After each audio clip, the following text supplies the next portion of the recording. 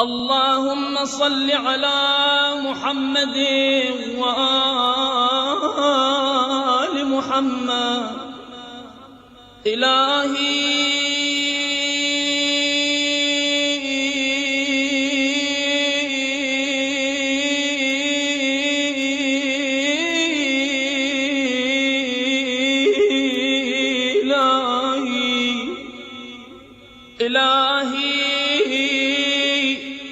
لا تؤدبني بعقوبتك ولا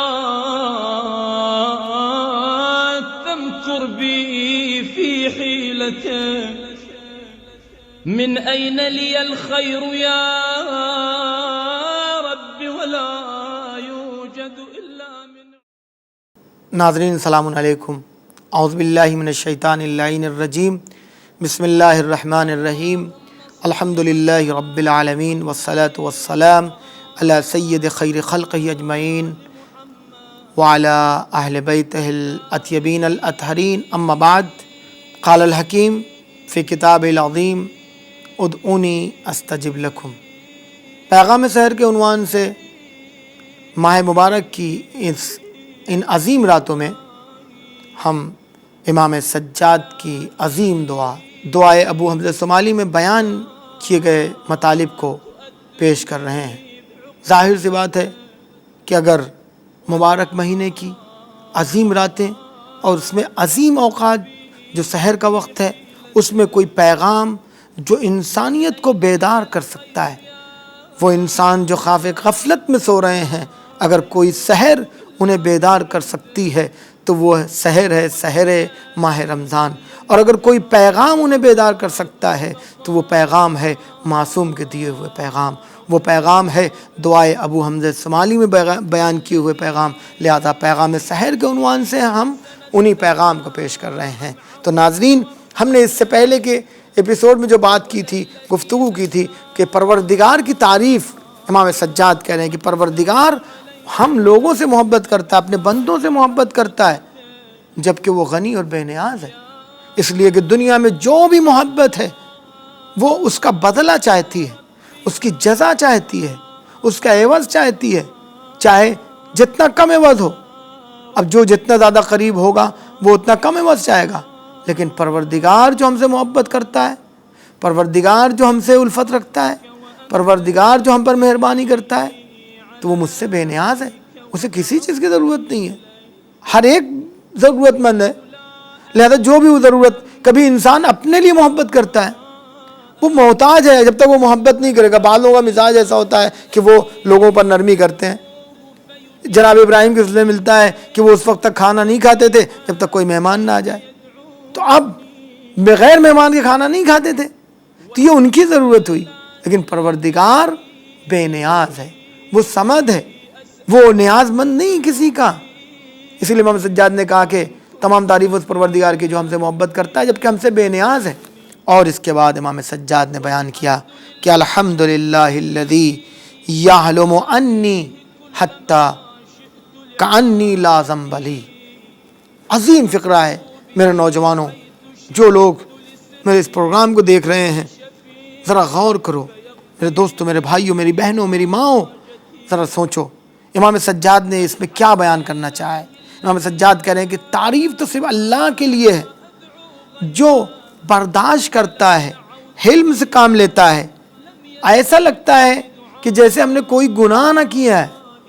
یعنی اس کے ہماری تمام نافرمانیوں کے بعد بھی، ہماری تمام کوتاہیوں کے بعد بھی، ہمارے گناہوں کے بعد بھی وہ ہم پر ایسے ہی کرم فرماتا ہے، ایسے ہی رحم فرماتا ہے. ہمارے ساتھ اس کا برتاؤ بدلتا نہیں ہے جیسے ہم نے کوئی گناہ ہی نہیں کیا ہے. یہ بڑی بات ہے. دیکھیے کبھی کبھی ایسا ہوتا ہے کہ ایک انسان، جیسے ہم لوگ بھی حلم سے کام لیتے ہیں لیکن جہالت کی بنیاد پر. فرض کیے کہ آپ ایک صاحب کے یہاں گئے، اپنے ایک دوست کے یہاں، اور اس کے یہاں جب بیٹھے، اب چائے پی رہے ہیں، پانی پی رہے ہیں، آپ کو نہیں پتا کہ وہ آپ کا کتنا بڑا دشمن ہو گیا ہے. وہ سوچ رہا ہے کہ یہ پتہ نہیں کہاں سے روز آ جاتے ہیں. آپ تو سوچ رہے ہیں کہ شاید یہ خوش ہو رہا ہے، لیکن وہ اپنے دل میں سوچ رہا ہے یہ کہاں سے روز آ جاتے ہیں اور ٹپک پڑتے ہیں اور ہمارے یہاں چائے پیتے ہیں، پانی پیتے ہیں، اتنے وقت ہمارا برباد کرتے ہیں. لیکن اگر آپ آرام سے بیٹھے ہوئے اس سے ہنس رہے ہیں، لیکن کیا اگر آپ کو یہ پتہ چل جائے کہ آپ اپنے جس دوست کیا گئے ہیں وہ آپ کے آنے سے اتنا زیادہ پریشان اور ناراض ہوتا ہے، تو آپ کیا اس کے یہاں جائیں گے؟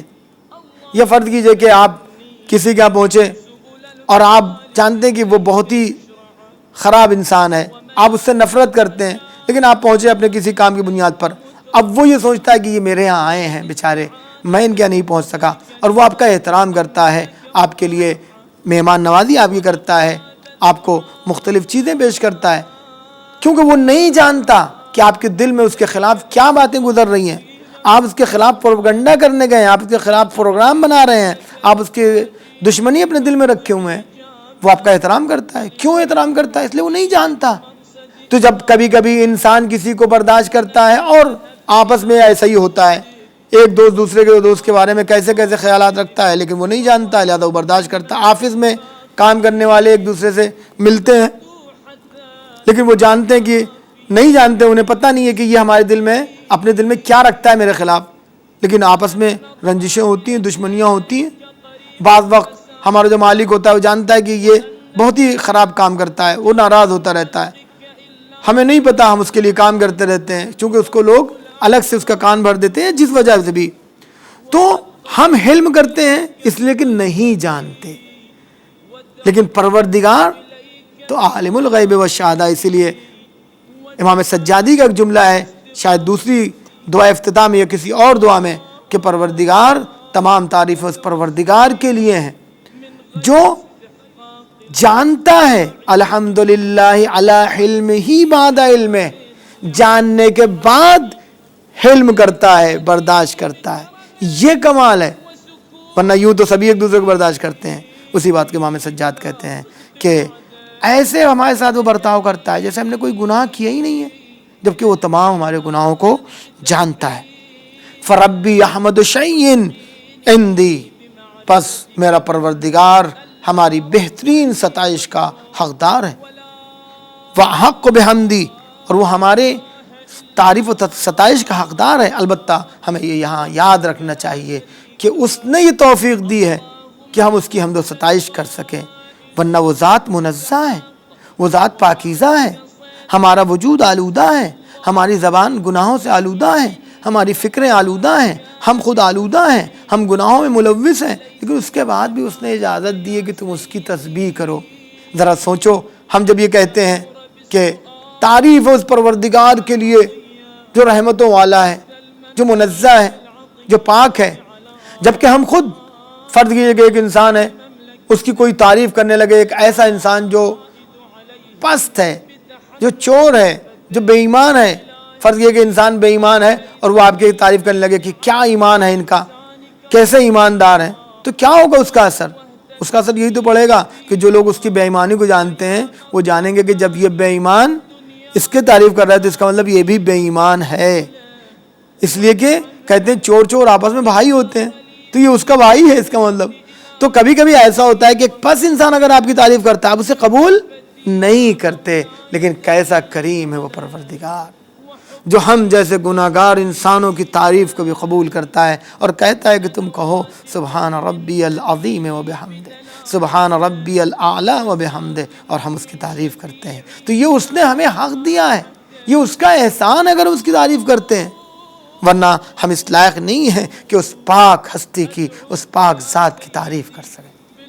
اسی طرح اب امام سجاد یہاں دعا کرتے ہیں، اللہم انی اجدو سبل المطالب الیک مشرا، پروردگار میں تیری طرف مطالب، اپنے سوالات کے راستوں کو کھلا پاتا ہوں، لہذا میں تیری طرف آ رہا ہوں، ومناحل الرجاء الیک مطرا، اور امید کے سرچشموں کو، امید کے چشموں کو پر پاتا ہوں، کہ ظاہر سی بات ہے کہ امید انسان کس سے لگائے گا؟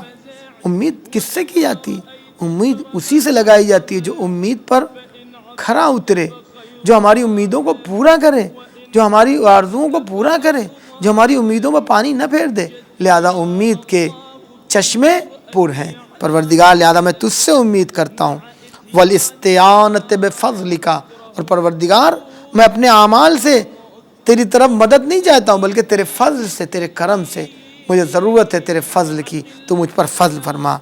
والاستعانۃ بفضلک لمن عملک مباحا، اور جو تیرے فضل کی امید رکھتا ہے تو وہ فضل کے دروازے تیرے اس کے لیے کھل جاتے ہیں۔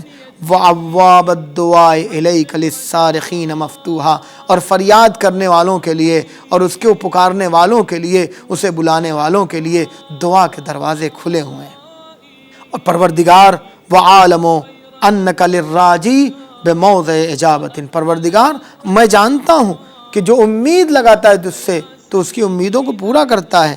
وللملحوفین بمرصد اغاثہ، اور جو پناہ چاہتا ہے، جو فریاد کرتا ہے، جو تجھے بلاتا ہے تو اس کی فریادوں کو سنتا ہے، اسے پناہ دیتا ہے۔ وَأَنَّ فِي اللَّهْفِ إِلَى جُودِكَ وَالرِّضَا بِقَضَائِكَ عِوَضًا مِّن مَنْعِ الْبَاخِلِينَ، اور پروردگار جو بھی تجھے بلاتا ہے، جو بھی تجھ سے امید لگاتا ہے، جو تیری سخاوت میں اپنی پناہ کو ڈھونڈتا ہے، تیرے فیصلے پر راضی رہتا ہے، اور جو بھی تیری رضا سے، تیری سخاوت سے امید لگاتا ہے تو اس کی امیدوں کو پورا کر دیتا ہے، اس کی ضرورتوں کو پورا کر دیتا ہے، اور تو اس سے بچاتا ہے ان لوگوں سے جو مال رکھنے کے بعد دینے کے لیے تیار نہیں ہے۔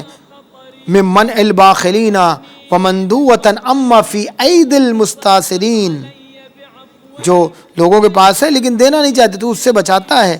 وَأَنَّ الرَّاحِلَ، یہاں پہ امام سجاد ایک عظیم جملہ فرماتے ہیں، اور میں آج کی گفتگو کو اسی جملے پر ختم کر رہا ہوں۔ میرے نوجوانوں ذرا غور کرنا۔ وَأَنَّ الرَّاحِلَ إِلَيْكَ قَرِيبُ الْمَسَافَةِ، پروردگار جو تیری طرف بڑھ رہا ہے تو مسافت بہت کم ہے، دوریاں بہت کم ہیں۔ جو اللہ کی طرف بڑھ رہا ہے، البتہ یاد رکھنا چاہیے کہ اللہ کی طرف بڑھنے کے دو راستے ہیں۔ کبھی انسان نہ چاہتے ہوئے بڑھتا ہے، جیسا کہ قرآن نے کہا یا ایھا الانسان انک کادح الی ربک کدحا فملاقیہ، اے انسان تو بڑی تیزی کے ساتھ اپنے پروردگار کی طرف بڑھ رہا ہے اور اس سے ملاقات کرے گا، لیکن ایک دوسرا راستہ، یہ سب اس کی طرف بڑھ رہے ہیں۔ ظاہر سی بات ہے کہ امام علی نے فرمایا ہے کہ جو شخص ایسی سواری پر، یعنی رات و دن جس کی سواری ہو، اس پر بیٹھا ہو تو وہ کیوں نہ اپنی منزل کی طرف بڑھتا رہے گا، اس لیے کہ رات و دن رکتے نہیں ہیں، لہذا ہر وقت انسان اپنی منزل سے قریب تر ہوتا جا رہا ہے۔ لیکن جو شخص اللہ سے امید لگا کر اللہ کی طرف بڑھتا ہے تو ظاہر سی بات ہے پھر دوریاں نہیں ہوتی، اس لیے کہ خود اللہ نے کہا ہے کہ انا اقرب من حبل الورید، اللہ جو ہے وہ انسان کی شہ رگ حیات سے زیادہ نزدیک ہے۔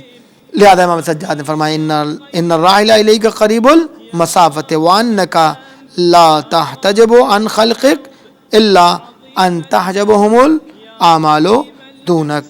انشاءاللہ ہم اس جملے کی بعد میں تشریح کریں گے کہ اللہ اپنے بندوں کے درمیان پردہ نہیں ڈالتا، اس لیے کہ اللہ سے اس کا بندہ بہت قریب ہے، لیکن کبھی کبھی ایسا ہوتا ہے کہ ہمارے اعمال ہمارے اور ہمارے مالک کے درمیان دوریاں پیدا کر دیتے ہیں، لہذا ہمیں ان اعمال سے بچنا چاہیے۔ انشاءاللہ ہم آئندہ پروگرام میں اس کی مزید وضاحت کریں گے، لیکن جب تک کے لیے مجھے دیجیے اجازت۔ خدا حافظ، والسلام علیکم ورحمۃ اللہ وبرکاتہ۔ أين فضلك العظيم، أين منك الجسيم، أين إحسانك القديم، أين